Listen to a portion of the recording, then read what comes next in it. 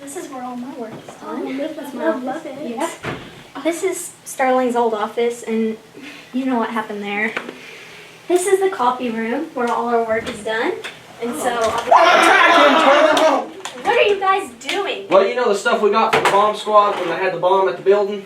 What about it? Well, you know, after Starling got killed, we decided that we could use this as protection and how to attack. And I'm teaching our intern here how to attack. Can I talk to you guys in my office for a minute? She didn't like the idea.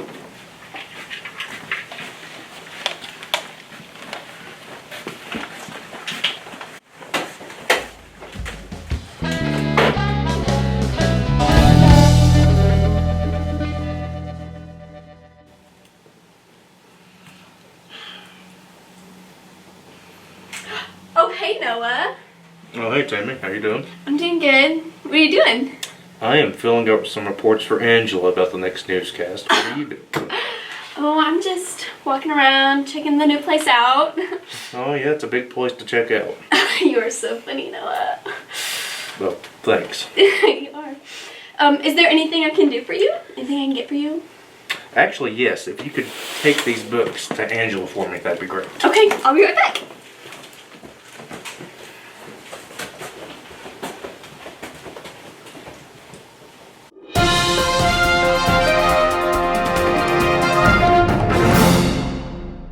Hello everyone, welcome to the first episode of Pete's Peeps. Today I'm here in the kitchen with Miss Sandy Beaches, a pro cook. So Sandy, what are we going to be cooking for our audience today? Today we will be making a Sandy special. Okay, well that sounds neat. Let's get started. Okay, well for our ingredients we will need a pot, Okay, mayonnaise, okay, ketchup, hot chocolate, sugar, and that'll be it. So to get started, first we'll have to add in the ketchup. okay. Yeah. Yeah, that's good. And then some mayonnaise. Okay, so we don't have to measure anything, I see. No. Oh, okay. And then some pure sugar. Yeah, that's good. Add that in there. And then some hot chocolate.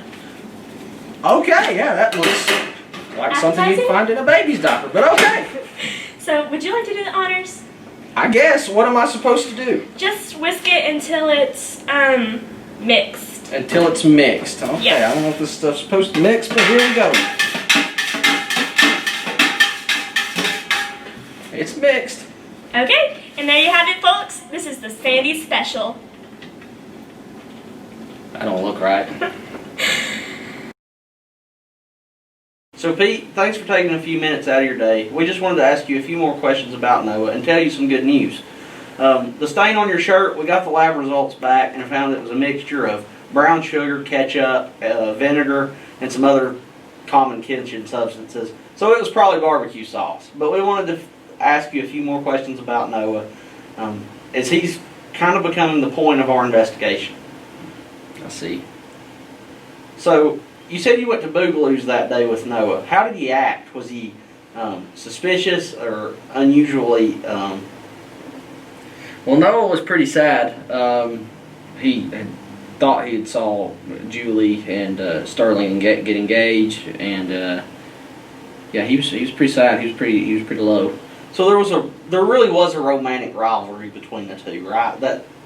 That seems like something that Noah would be pretty mad about, wouldn't you say? I would say so. You know, Noah likes Julie a considerable amount, and so when he thought that chance was gone, then he was probably pretty hurt. Do you know where he went after you left, or did y'all part ways? We just left from there. I went home, and I don't know where he went.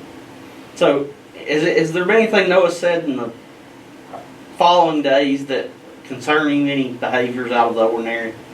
No, he's been pretty happy actually. So that's something, maybe. Thank you.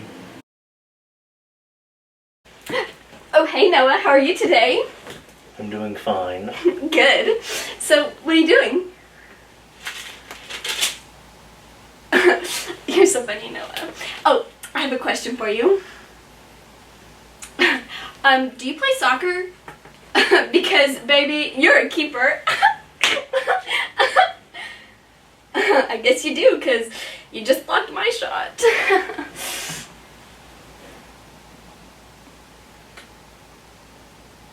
So the trash bags, the suspicious package with the wire and other stuff, who knows what that could have been used for. The shovel that's we're testing for DNA, the hair and prints at Sterling's apartment, his connection to Julie, and his joy at weird times, especially like during events where they're mourning Sterling. All of this seems to lead to Noah. Yes, I know. I know. Look, I have everything covered, all right? Oh, hey Tammy. Who are you talking to? My mom.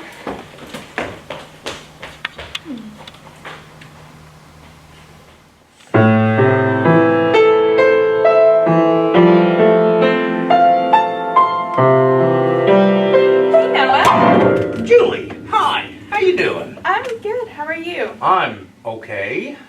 I didn't know you played piano. Well, my family's been tickling the ivories ever since I can remember, so I might as well try and learn it. Well, you do pretty good for a beginner. Oh, well, thank you, Julie. I really appreciate that. So, have you heard anything else about Sterling's death? No, I've been interviewed a lot about it. You know, kind of worries me a little bit, but they really haven't been telling me why. I've been interviewed a lot.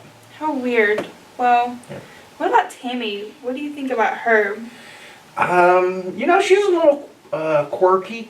You know, she seems to really be a hands-on kind of person, really touchy-feely. You know, I'm not really into it. The only person I like is my grandmother, so I really don't know what to think about it. Yeah. Well, would you like to get coffee tomorrow? We could just talk. I'd like that a lot. Okay, well, see you then. Bye. See ya.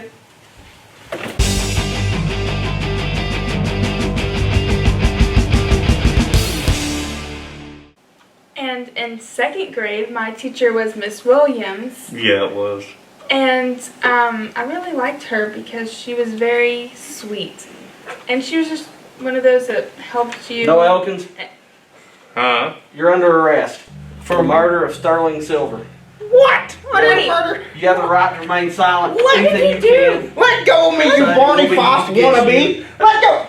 Stop, Sir. Julie! Sir. Get Pete! Stop. Get Pete! Stop. Listen, guy, you got the wrong person. I did not kill anybody. You'll have Barney your Fox. day in court. I cannot believe Paul Blart has got me in handcuffs, dragging me off. There must be a mistake. He didn't do it.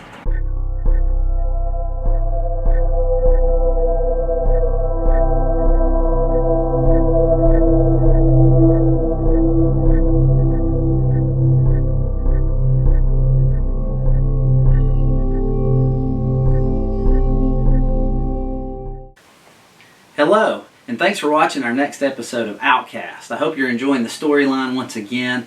Today's storyline was interesting in that Clay's character began to whittle down who he thought had murdered Sterling Silver. And of course, he came down at the end of the episode. We see he goes and he arrests Noah Elkins, our lead character, our news anchor. So today's post-episode show, we wanted to focus on the feeling that Noah would have had in that moment. And if you've ever had a bad dream, if you've ever had thoughts of getting yourself in big trouble, you may fear the loss of freedom.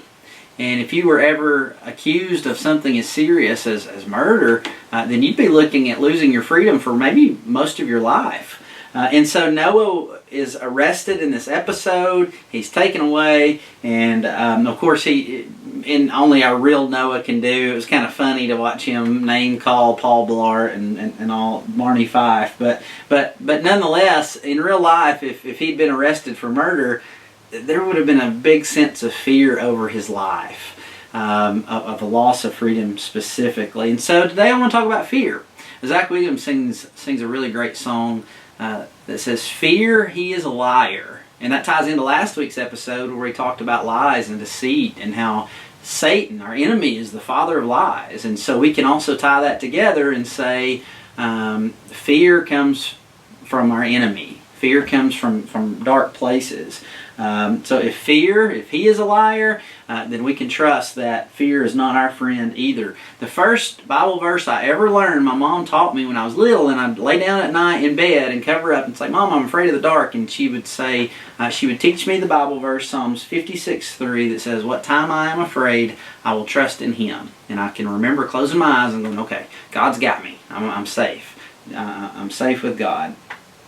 Thinking back over the course of my life, the time that I was probably the most afraid that I can pinpoint and look back on was during the 2011 tornadoes. We had tornadoes that seemed to pass our house every couple of hours that day, and one particular big one passed our house and was really, really close. And I remember we were sitting in my closet. It was myself, Dawn, Sadie is a 3-month-old, and our 2 dogs. And I remember hearing that storm, knowing exactly what it was, and it was close to our house, and just being so afraid because there was nothing I could do about it. I couldn't protect myself. I couldn't protect my family at all. We just had to wait and see if we were going to be okay. And so we had to, I remember praying that very Bible verse of what time I am afraid, I will trust in Him, and just asking the Lord to be with us. Another favorite verse of mine is Proverbs 3:5-6. It says this, "Trust in the Lord with all thine heart, and lean not into thine own understanding. In all your ways acknowledge Him, and He will direct your paths." And so if in those times in our lives when we have fear in our life, when we're faced with situations that cause us trepidation and make us afraid, we can trust in the Lord that He has us in His hand. So 2 things I want you to take away from this. Number 1, fear, He is a liar and He is our enemy. And so when you have times of fear in your life, understand that that's coming from our enemy. The second thing is if we trust in God, He will lead us.